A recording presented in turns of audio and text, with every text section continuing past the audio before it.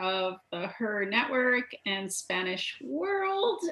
Make sure that you download the Zingo TV app from the App Store. It's free. And so today I have a special guest. Oh, I'm Julie from Balance Life with Julie. I'm a health coach, a certified health coach and a nutritionist. And I have a special guest today, Sheila Corniel. Hey, how are you? We're good. How are you? I'm really good. You know, it's shopping day, like I said. Yeah, so you put on makeup to go get your groceries. I know, it's like a big day out. So obviously for those who are watching, you don't know, but Sheila has a long and varied career in the fitness industry. I do. Not, to give away my age or anything, since, 30 years, 30 plus years in that industry. 30 years, wow. Mm-hmm. Amazing. So as a trainer, you also owned your own gym, you've managed gyms, you've been around the fitness world in a myriad of ways. And you've seen many trends come and go as well. Absolutely. Yeah. I actually feel really blessed that I started when the industry was still fairly young. And so I got to be there to see every new trend as it was rolled out and learn it, embrace it, teach it, train with it, and then see it go away and come back again. So what trends, this is an interesting question, what trends were there at the beginning and what trends have you seen come back?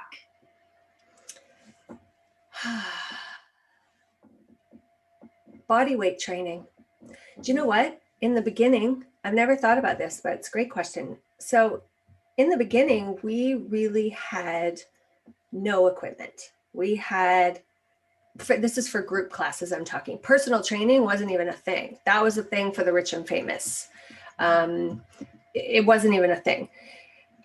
So group classes, aerobics back in the day, on the heels of Jane Fonda and the 20-minute workout and leg warmers and headbands. We had nothing. We were lucky if we had maybe a rubber band, similar to the flat Pilates bands that are used now. That was our resistance training. Most fitness studios weren't equipped with dumbbells, and the step wasn't even in the gym that I started in. The step hadn't even come out yet. It had been launched, but it hadn't trickled its way to us yet. So we were teaching 1-hour classes using nothing but your body and music. And that was fun. I often will joke and say, you could throw me in the middle of a room full of people with nothing, and I could teach an amazing class that would be fun and effective. And that seems to have come back around. There are a lot of classes now that are using like HIIT classes, and it's got a new spin on it. It's not aerobics anymore, but it's still calisthenic type workouts. That's so crazy, because you know what? I had no idea that that's how it originally started, because I guess how it's shared and presented now, it's kind of like HIIT is sort of like a new thing. Using your body to get stronger is a new thing. And now obviously I come from a yoga background. So in a yoga practice, your body is always the tool that you're utilizing and working with and working through. But I never really thought about it in the fitness industry, because like I've worked out and had gym memberships for a long time.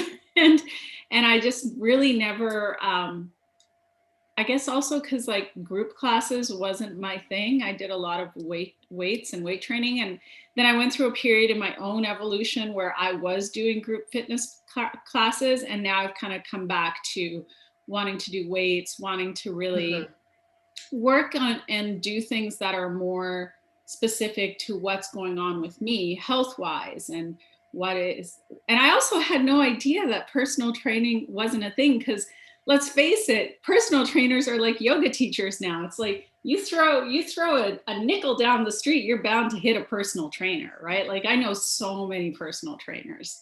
Yep. So Yeah, it was, I mean, it was a thing. It just wasn't mainstream. It was something that most people couldn't afford.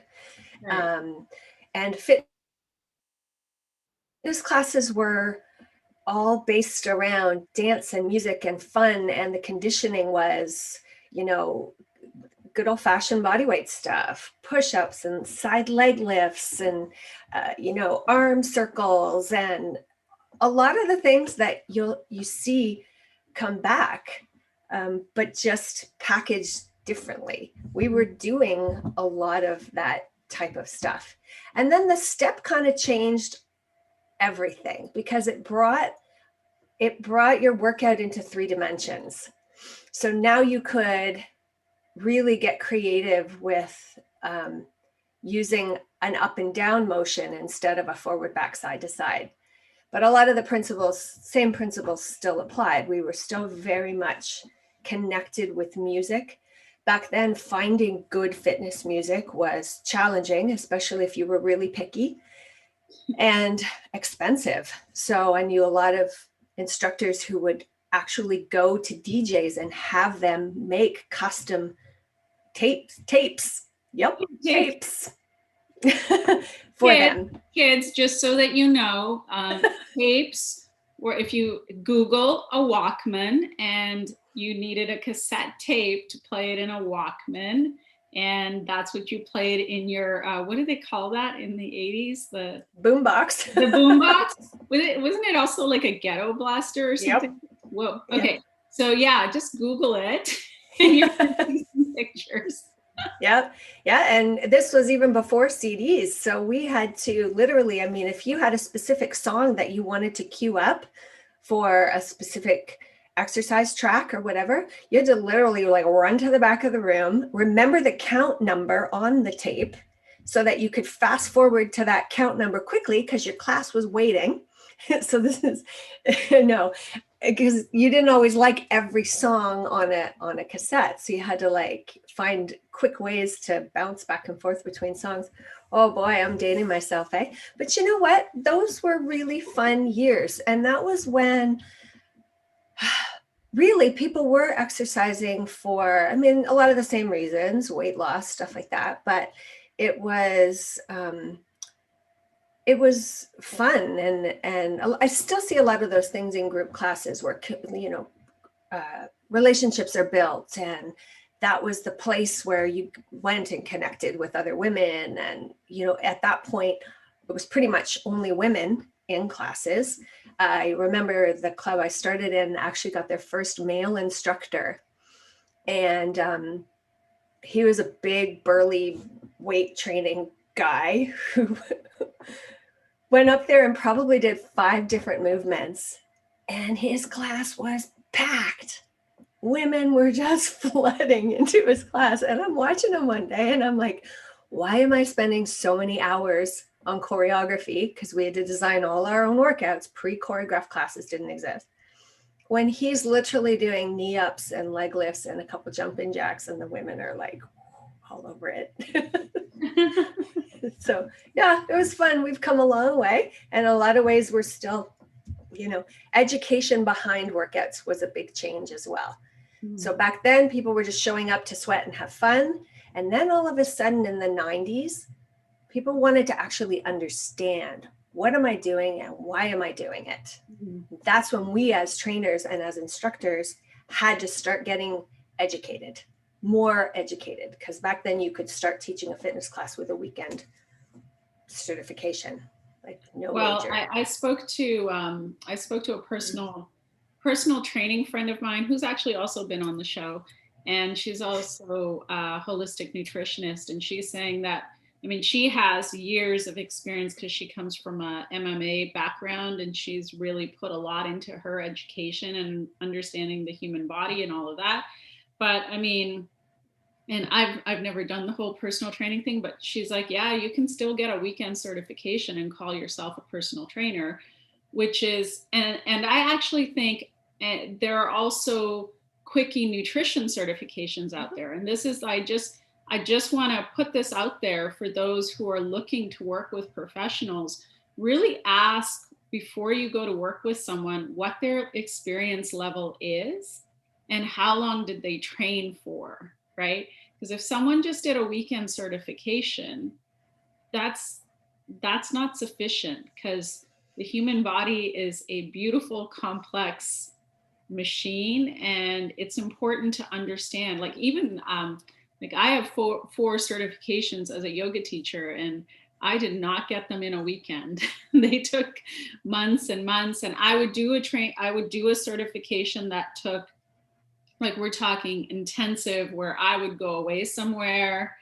That's all I'm doing for, 5 weeks, like 100 hours a week, that kind of deal. And then I would come back and I would integrate that knowledge before I would go and do another certification. Mhm. But I needed to really understand, in terms of helping people in classes, like, if someone has an injury, how do you work with that? If someone has a specific health condition, how do you work with that? Like, you don't just want to throw people into things willy-nilly and cross your fingers and hope it works out, right? Because especially, like, I would have people who um, had been, maybe not that active for several years, and then they heard about this yoga thing and how cool it is, and they would come to a class. Well, guess what?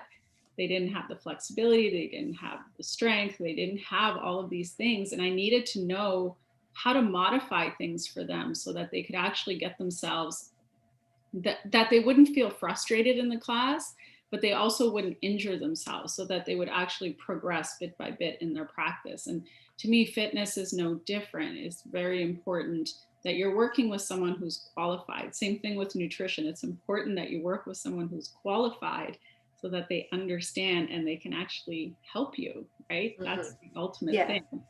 There's a lot to be said for that, and a lot of validity in that. There's also that we all have to start somewhere. So I think that in this industry, there's a lot you can learn in a classroom, but there's a lot you can only learn in the field. So I'm glad that you mentioned years of experience, because it comes down to a lot more than how many hours you've put in theory and learning, and how many hours you've put in out in the field actually working with people. So then the onus becomes on the trainer, on the instructor, to know what their limitations are and to only accept clients that are within their scope of practice. Mm-hmm. And even at this stage, even having done this for so long, I mean, I don't have a kinesiology degree, and I would never call myself a kinesiologist. And there are certain clients that I wouldn't feel comfortable accepting, because I know there's somebody better who could, even though I may have seen what their issues are and worked before with people who have those issues, I would always know that where my scope of practice ends and where my comfort level ends, and for them in the best interest of the client. So there are a lot of trainers, if trainers know that and are responsible in making that decision, mm-hmm. they have to at some point get out there and learn. So that's why new trainers will often be working with people who are quite able-bodied. They're young, they don't have any major health issues, they don't have any movement issues, joint issues, stuff like that. And then those are the people that they can work with confidently and learn from. And then as they get more experience with more clients, then they can take harder cases. That onus is on the trainer, because you can't, even a kinesiologist who comes out of school with 4+ years of education is still going to encounter things mm-hmm. that they just don't know, they've never experienced before. Yeah, for sure. I mean, I know, like, if I go back to sort of my yoga training, I had like a little bit, like maybe did a small like mini course here and there about working with senior citizens and Like I remember I took a specific course that was called H.E.R yoga, and it was specifically working with people who had mobility issues or were senior. But I did the training, but I never actually went out into the field and worked with anyone. And so if someone came to me, I mean, I don't teach yoga anymore, but if someone came to me, I would definitely seek out a colleague who has that experience, because it's not really something that I'm comfortable with. And then even on the nutrition side, like I work with a lot of people who have chronic conditions and underlying things that they're trying to work through. But I haven't worked with a lot of kids. And to be very honest, I would probably pass the case on to somebody who has more experience in that way, because at the end of the day, anytime someone comes to me for help, like the question I always ask myself is, can I actually confidently help this person? Or is it just a little outside of my realm of expertise at this time? And then I kind of like, I'm always training. I'm always like certified. I probably have a PhD in terms of the number of certifications I have now. But at the same time, I always have to look at the person and what's in their best interest. It can't just be about me and my ego and making a buck, right? Like it cannot be about that, because that's not going to serve the client. And Mm-hmm. so that's why, like in my world, I usually connect with other people who do what I do or are in the health and wellness space, so I know who does what, and if I Mm-hmm. need to connect them with somebody else, I'm able to do that easily. Mm-hmm. Yeah. Yes. And through working with your clients too, you start to learn more about yourself. You start to learn about where your strengths are. You start to, with time, attract the clients who you actually should be working with. Mhm. So that part gets easier. I remember reading a stat that a new personal trainer has an average career span of, I think it was 3 years. I mean, don't quote me on that, Ooh. but that's not very long. And I think that one of the main reasons why they quit is because, first of all, when you're starting out, it's very physical, it's long hours, it's a lot of downtime, because you could have clients, you're working with clients when they're not at work for the most part. The pay is relatively low for the time that you're putting in, and it just becomes frustrating for a trainer to hold tight until they build that momentum. And the momentum is discovering who you are as a trainer. In the beginning, you do have to pretty much take anybody who's within your scope of practice as much as you can. So I've done it, and I've known a lot of trainers who have done it, where they are literally working from 6 a.m. till 8, 9, 10 o'clock at night Mhm. and napping in their cars in the middle of the day. I've done that too, so I, that I they did that. can, I did that when I started out as a teacher. Like yeah. I remember those days. I remember weeks where I taught 20 classes a week, Mm-hmm. and I would sleep between studios. And yeah, Mm-hmm. it was intense. And then of course, as I got more experience and moved up the pay scale, I was able to scale back. Now, of course, like I do everything online, and so it's a very different world. Yeah. And yeah. Yeah. It's a fantastic industry, but I love the way you also use the word ego, because there is a lot of that. And there is a lot of trainers in particular who are caught between needing to earn and sticking within their scope of practice. So they just want to accept everybody so that they can pay their bills. But then also there's the whole topic of health and wellness from the trainer's perspective, because a lot of fitness professionals are not taking care of themselves, Yeah. especially the young ones who are trying to break through. So with the pandemic in the last year, the industry is changing a lot. And it's funny, I had actually stepped aside at the beginning. Just before this all hit, I had stepped away because I had felt like 30 years was long enough. And I was starting to maybe feel a bit worn and losing my passion a little bit. So I thought I would sit back and see. And then the pandemic hit. So nobody can deny the fact that a lot of change has happened and is still going to happen with all of our industries. So much is going online now.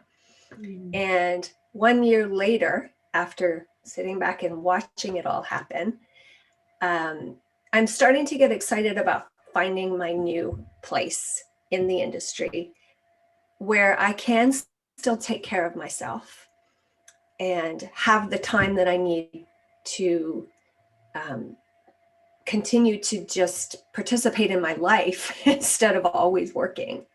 And also finding a new passion for it. So I'm sure that your industry is going through the same thing. We've had a year where we couldn't meet one-on-one with people anymore. It's so funny because like what happened with me was I got all my certifications and I really thought that I was gonna, Kaz, who you know, my friend Kaz, I thought I was gonna be having one-on-one client sessions at her space. And so the year previous to the pandemic, I was trying to get that going and it just never really took off. And so November 2019, before all this happened, I turned everything 100% digital. I took a couple of my programs, I filmed them, I put them online. My website became 100%, like it all became digital, that if you wanted to book sessions with me, you had to do it online. If you wanted to do one of my programs, everything online. And so that's what I started. I, launched a blog, launched a newsletter, did all that stuff. And then in March, the pandemic hit and I had already set myself up. And so I know it was a harder transition for people who were used to doing the one-on-one thing, but it never really took off for me. So I was already doing group programs and the online thing. And so I was already acclimatized to it. And I found that during the pandemic, because people were stuck at home, they were like, yeah, I just want to get healthy. They were wanting to get healthier. And so because I had already been putting myself out there, I had more clients as a result of what was going on. And I love it when people take their health seriously. Like I get excited because we are human beings. At this point in our history, we are the sickest we've ever been collectively. And yet we have all this access to information, to food. And so, my sort of mission is to help get as many people healthy as possible, to help them to understand that they have the power to make different choices. And being healthy and eating healthy, it's not boring. It's not like a drag. It's not tasteless. It's actually a lot of fun. And I always I think movement for me, if I were to kind of sum down my philosophy in 3 words, it's mindset, movement, nutrition, right? And I think, when it comes to movement, I tell people do something that you love, right?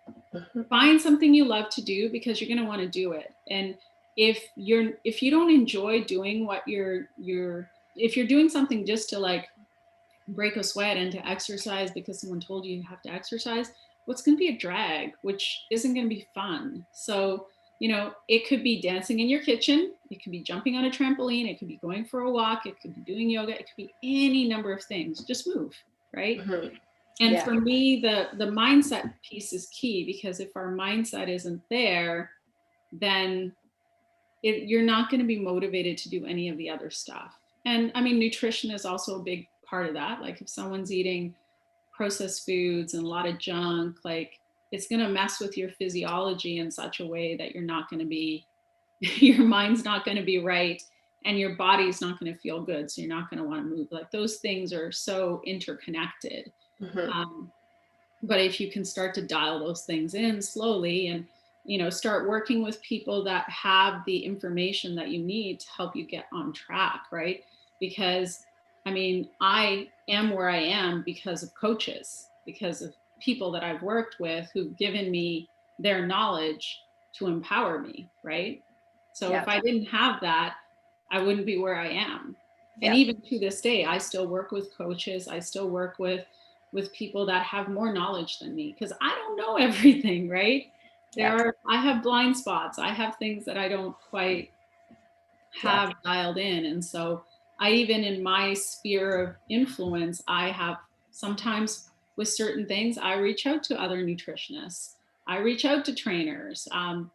There are things that I don't quite understand fully myself. And so I'm not too uh, full of myself to think that, oh, I've learned everything there is to know. Like there's so much knowledge, right? Yeah. But what you do have is you have a hunger for learning, you have the motivation to want to learn, the passion around the subject. So, one of the hardest things that we do as fitness professionals, one of the biggest challenges we have is wanting it more than our clients do. So, I had a friend who just actually did a live this morning, and she said something that really stuck with me. It's motivating if you want to be motivated. So, our job is to inspire. And then, if that inspiration, to me, inspiration is like the spark, it's the lighter. Motivation is what keeps the flame fueled. So, we are the inspirators. Is that a word? And we are the motivators, but we can't want it more than they do. Oh, And I think we're going to give us 10 seconds there. 2 minutes. So actually, and that's a great thing to end on, is to then provide the knowledge to help keep them motivated and in the game. So you're doing a great job with that, putting the information out there for sure. All right. You too. I love what you're doing. And we're going to be doing some more stuff and collaborating. So thank you so much for joining me this morning. And where can people find you? So I would say right now, the easiest thing to do is to come on to Facebook, look at my professional page, Sheila Corniel.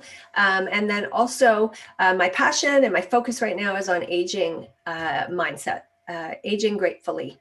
So I have a group called Fit to Be Me Over 50, and that's where you're going to find me a lot. So if you're a woman in and around your 50s or over, and you want to be part of an inspiring group of people, please join us there. Awesome. Thank you.